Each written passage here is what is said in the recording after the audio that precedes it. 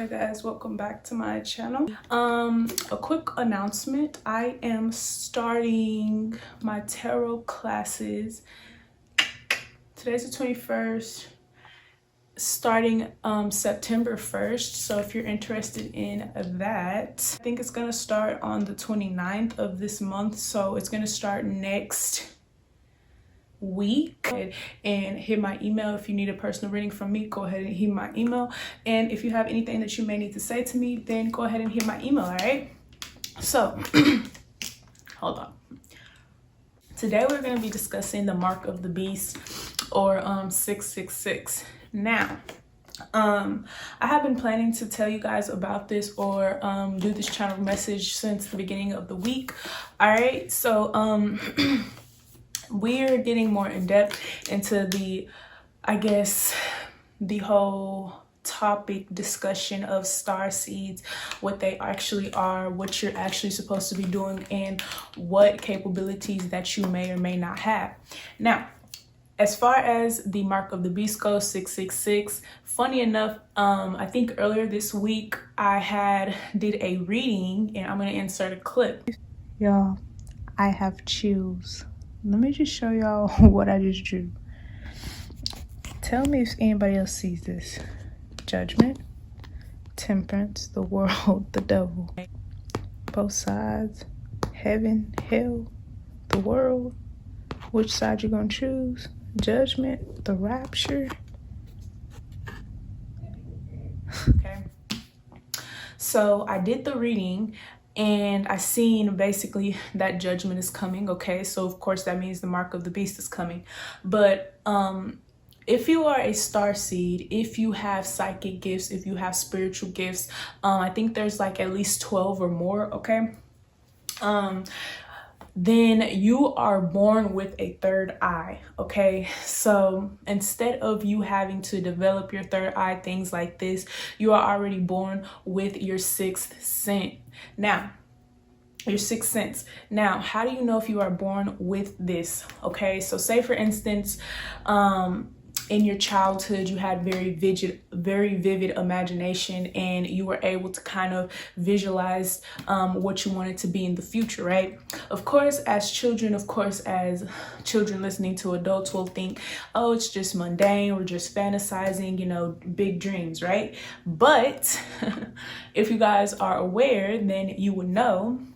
I've said this before in another one of my videos, that psychic gifts are actually the lowest form of spiritual gifts that you can have. So once you figure out your psychic gifts, once you kind of basically master them, you'll start to evolve into those different types of spiritual gifts, right?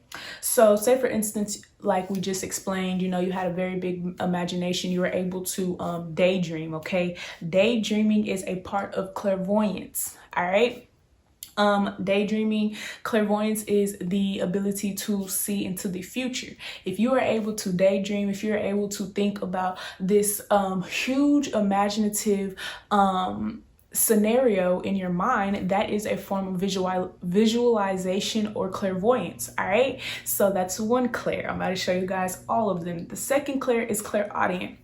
Say for instance, when you were a child, you had you heard voices, or a lot of times when you are clairaudient, it'll be in your own voice, so it'll be a little different or a little harder to decipher. Oh, okay, well, these are my angels talking to me, or I'm just talking to myself, right?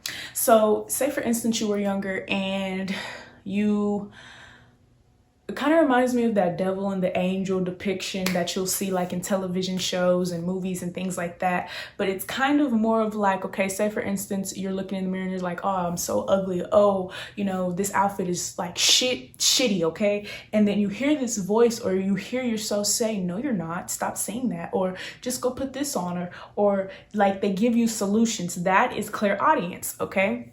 So if you have very good self-talk, if you growing up were able to kind of get yourself out of situations because of the things that you thought, or because of those ideas or perceptions that popped into your head, that means that you've been Jeez, that means that you've been communicating with the higher realms already, right? But of course, if you're not aware that this is actually what's going on, then you will be ignorant to the ability that you may have, right? So then we go into the mark of the beast, okay, and being able to decipher whether something that you're getting into, something that you're signing up for, is actually for your highest good, right? So if you're not aware of your psychic gifts, if you're not aware that you're a star seed and exactly what a star seed is, and exactly, what your place is in this world as a star seed, as a light worker, as an empath, then that becomes conflict, all right? And when you have conflict, it is very hard for you to discern, to decipher on the best decisions for yourself, right?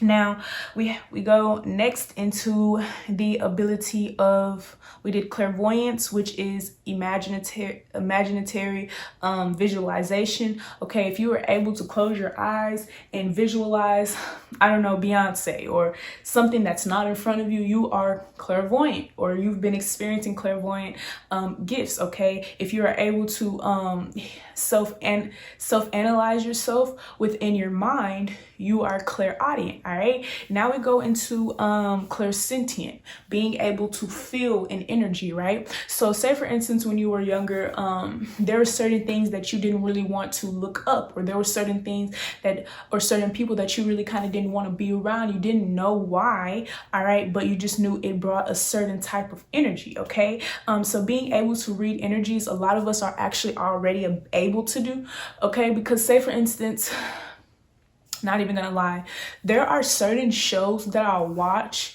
that are they give me a weird type of feeling, or they give me just like a somber feeling, or they'll give you a different feeling. So say for instance, when you're a child and you're watching TV, and then all of a sudden your grandpa, your grandma, your mom, your whoever comes in, they change the channel, and all of a sudden, like I want to say The Simpsons. The Simpsons always gave me this really weird vibe. The Little House on the Prairie, I used to watch that with my grandmother. It gave me a really weird vibe.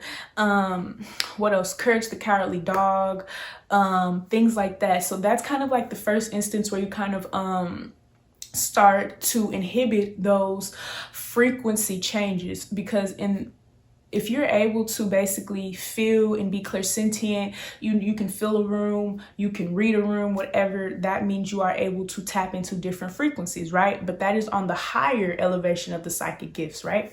So now, if you are able to come into a room and you can sense, oh, well, she's not feeling good, and that person didn't tell you that, or if you're able to sense that, oh, the teacher's mad and that teacher didn't tell you, or you're able to sense that something's off, you've been so we did clairvoyance, which is the ability to see. We did clairaudience, the ability to hear, and then clairsentience was the ability to feel. Now the last clair, okay, or the four main clairs that we're going over, so that I can basically show in a clear depiction or example that basically everything in this world, whether that be mark of the beast, whether that be something of your highest or lower frequencies, causes you to use discernment, right? If you do not have discernment, you are going to step into things, you're going to step into places, you're going to co-create with people who you're not supposed to co-create with, right? So finally, we have claircognizance, being able to know when things are going to happen. So say, for instance, you're walking with your friends and your friend says, hey, let's go to this pond. You're like, nah, I don't really think that's a good idea, or I just don't think that's going to go right. And y'all go to the pond and they convince you and it didn't go right? So if as a kid you could feel, or you can just sense when things were wrong or what was going to happen, you have been using claircognizance. So I went down these abilities just to kind of show us that we put so much emphasis and things like that on scare tactics. So, I decode the Bible, and I've been reading the Bible for about a week now, maybe 2 weeks. But there's a lot of things within the Bible that are very scary, right? Or you have scare tactics. I remember I was reading this one verse, and I don't want to say the verse because I don't want to mess it up, but it was basically I think someone asking, like, they were praying to God and they were basically asking for him to take away that fear that they had, right? So I realized that within religion, within the Bible, a lot of times, you know, you'll get people who are very religious, you know, and they say the mark of the beast. Do you know that you're a beast yourself? If you have 666 in your chart, if you are a grand fire trine, if you are, you have a Yod in your chart, you are very gifted. 666 means you have the depiction, the discernment to see beasts, to see demons, to see beyond the veil, right? So, when you start to get into these things and you start to understand the connotations of what's actually around you, then you start to be able to decipher on, okay, well, is this more about me taking the mark of the beast, or is this more about me being able to decipher when someone's offering it to me, right? Now we go into, you know, being able to be born with your third eye and not knowing that you indeed have one, or not knowing that you indeed always had these gifts, right? We grow up around people and societies that kind of put us into this shell or this box where we kind of don't want to overstep our boundaries, or we don't want to be looked or frowned upon. But the crazy thing is, if you really read the Bible, no one was really supposed to be all in this one group, okay? So it's like, I think my whole thing is, you know how people would go to church, and I'm spiritual. If I was into a religion, I don't even know, but I believe everything connects, okay? So if I was to be in a religion and I was to ask the pastors to pray for me, I feel as if, why are you letting other people pray for you when God has a specific message for all of us individually, right? So this kind of brings me to the connotation of, why are you letting someone tell you that something is bad, like 666, which means 8, which means 8 plus 1 is 9, the perfect human, okay, or the end, okay, to an era, right? So it's just kind of like, I don't know, I wanted to do this channel message, and I just wanted to see what you guys thought about it. I don't want to keep going, because I know that if I keep going and I don't have things written down, then I'm going to start rambling about things that probably don't even like matter or make sense to the video. So I'm just gonna end the video here. If you guys have any questions, concerns for me, if you guys are interested in my tarot class next week, then go ahead and email me. I love you guys, and I will see you guys in my next